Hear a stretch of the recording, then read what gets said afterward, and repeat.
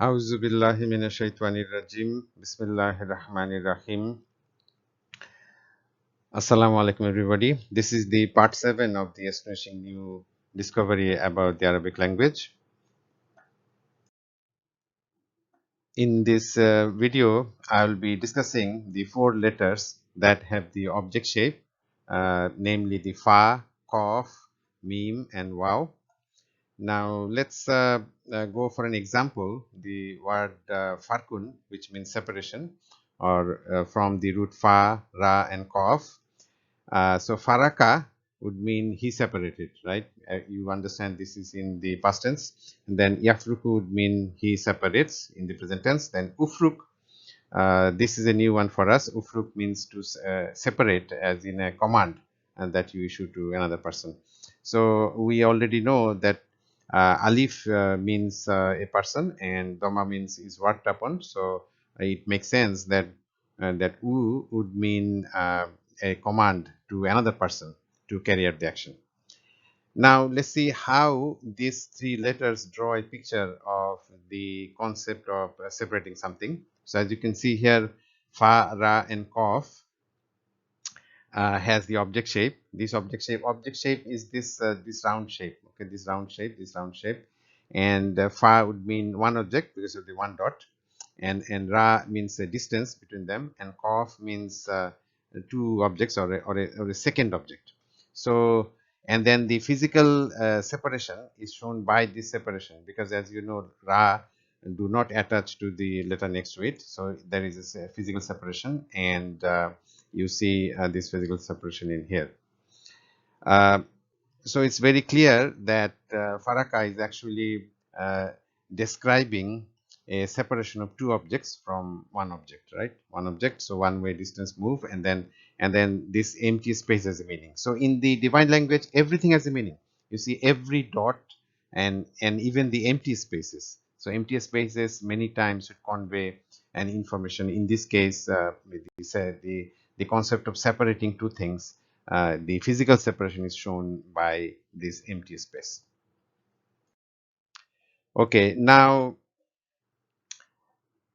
these 4 letters, fa, qaf, mim, waw, has this shape, object shape, as I said, but it also has a tube meaning. The tube is shown in a cross section of a tube, and we will see this meaning later on. Something tube like such as the gut or intestine, or something like this. Now let's see the in the word maf'ul, which means an object. Maf'ul means an object, and in here you see at least 3 of these letters are present: mim, fa, and waw. And in addition, the sukun sukun is a object, is an object. This one of the meaning of the sukun is an object, and then the objective is also present inside the dhamma and the double dhamma or the tanwin. So all of in reality, all of this letter in a way or other carries the object shape. Amazing, isn't it? That the word maf'ul carries uh, all the symbols that has this object shape or this round shape. So let's see. This word nafaqun means a tunnel. So how does it make a tunnel? So as I said, this is a picture of a tunnel. So you can see the noon means a hole, and fa means a tube shape, and qaf means on both sides. So a hole that opens. So fa, another meaning of fa is fataha, or open. So a hole which is open on both sides, and that's the definition of a tunnel, right? So if you look at this word carefully, you can see this very clearly, that there is a hole which has some space inside, and open on both sides, which is a tunnel. So very clear. This is a hole, open, a tube-like opening, and then on both sides of the open, and then this tunnel is meant for some movement. So this we know the movement shape. This shape is the movement shape associated with the letter kaf. And kaf, we also already know that kaf is in general means movement. So it's you can imagine this like a car moving through a tunnel, far like opening. Then mouth is famun. Fa-mun means a mouth, and you can see a tube-like opening. This is a fa connected to a tube-like gastrointestinal tract. So you can see that the fa-mun, in the fa-mun, they have both tube shapes are present, and fa would mean the mouth, and the meme is the rest of the gastrointestinal tract from the esophagus down to the last portion, the intestine, and all this is depicted in this. And see the downward thing. So fa is on the side. You can see as this goes, the mouth is horizontal like the letter fa, and the rest of the connection to the gastrointestinal is downwards, which is shown by the downward extension of the letter meme. Uh, dam, dam means blood, and you see in this one, uh, unlike the fa-mun, which is actually showing the emphasis on the fa, but in the damun, it's you see the tube shape is there, but dal means a something which revolves inside, which is the blood, right? So dal, we already know dal. One meaning of the dal is dakhilun, or inside, and another meaning is dar, which means to revolve. So inside, so this is showing that something inside a tube-like shape revolves. In this case, the blood. So blood is shown as a circulatory fluid inside a tube-like shape. Okay, so in general, the letter fa would means to separate, faraqa, and this thing is to easy way to understand this is if you understand the properties of the mouth, the famun, which opens, right, like fataha. Now, this you can see in many ways. For example, in case of an elephant, which is fi'lun, fil or filun. Now this in this filun you can see the fa is the mouth of the elephant, and the ya, the two dots, are the two tusks, and the lam is the lam like long trunk of the elephant. So this three thing near the mouth of the elephant is characteristic element. Everybody can recognize an elephant just from this structure. So filun actually draws the picture of an elephant. Farashatun, which means a butterfly, is a little bit difficult to understand. In this word, the fara, it refers to the caterpillar, because the fa is the mouth and ra is the ra like caterpillar. It has a big mouth, and the caterpillar is one of the big pests that destroys by eating many of our crops. And then you see ra doesn't attach to the next letter, as does not the alif. So this two empty spaces divide this word farashatun into three parts: fara, alif, and shatun. And in here, the alif indicates the chrysalis, and we already know the alif is something inactive, and the chrysalis is something just inactive. And then the adult butterfly is indicated by the sheen, and the tun tata marbuta indicates the eggs, which is bound the zygote, right? The male and female are bound in here. Now, this empty space then describes the changes in its life cycle. You see, so different phases. So fara is one phase, alif is one phase. Fara is the phase of the caterpillar, and then there is a like empty space, phase change, and then the alif, which is like the chrysalis of the butterfly, which is completely inactive, and then the adult butterfly emerges from there as a sheen, and tamar butta indicates that it is adult because it can produce eggs. Okay, I have already shown you how they were in the word kamar is depicted as a satellite. Kamar means actually satellite. It is here, it also means moon, but the primary meaning of kamar is a satellite. And you can see that the qaf has two dots, so this means a second heavenly body, heavenly body. And then meme is another heavenly body, the earth in this case, and a second heavenly body which goes in a circular orbit. Ra already we know is something to do with a circle, so it's a circular body which circular orbit is represented by the Ra. So Cameroon is showing a satellite. And example is in the Surah Qamar in the Quran, Surah number 54 is Surah Al-Qamar. So that means a satellite, actually a satellite. And there is a ayat, that famous ayat that begins the surah, uh, Iktarabat Sa'atu wan Shaqqal Qamar. Uh, in this one, actually, what Allah Subhanahu wa Taala is saying is that in the Surah Qamar, in the first ayat of this surah, it's actually about the presence of satellites near the end times. That the end times will see that the Earth is too much satellite is there. So that's the actual meaning. That's what I think. All right. If you look at the letter Qaf, you will see it has three parts.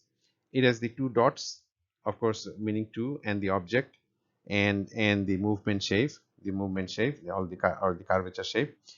And you can see, so basic meaning of the Qaf would be two object move, right? Two object move. That is two things working together. So which actually basically uh, in this shape of the cough, many other meanings are hidden. For example, it means gravity, because we know gravity is attractive attraction between two objects which cause them to move towards each other, right? So see, it perfectly matches in that sense. Another sense is that in general theory of relativity, as shown by Albert Einstein, that the gravity is nothing but the curvature of the space-time, which you can see here. This is the curvature. This is the curvature, which is of the space-time, is shown by these two dots, and this is the object or the heavenly body, which causes the curvature of the space-time. Very interesting, and it matches with the scientific theory, as you can see. So with only a single letter, the divine language can draw a picture of the concept of gravity. Okay, so if we apply this meaning of the movement associated with two things, with the cough, to this word nakala and yankulu, which means to transport. Nakala, of course, would mean he transported, and yankulu would mean he transports. And you can see noon here means long distance. As we know, a very long distance things or objects become very small. And then cough means to move, with and clinging. Lam is to cling, and movement to a long distance place. You move with a car or some other transport. That's why the two dots are there. They are a second object.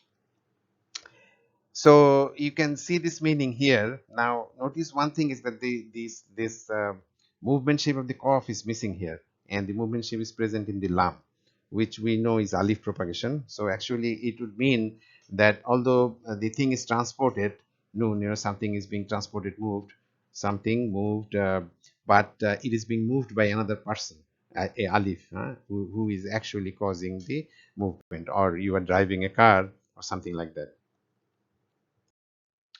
Now, so the maf'ul or the object shape is present in fa, qaf, mim, and waw, as you can clearly see in these four things. And each one, each or letter, although it describes an object, it will describe it in a very different fashion. For example, fa, when this shape, the fixed shape, is present, it would mean an object at a fixed distance. For example, hadaf. Hadafun means a goal or a target, and yeah, I will discuss this later. This word later on. Now, kaf means two objects working together, which we know from these two dots. So, see, the fa has one dot; it would always mean one target, one object, right? And then maf'ul, we already have seen how all of the letters has in some way or another the object shape in the very word for an object, maf'ul. And then wow, this is interesting. We already know that wow has the meaning of something missing, but it also has the meaning of something, an object which is moving.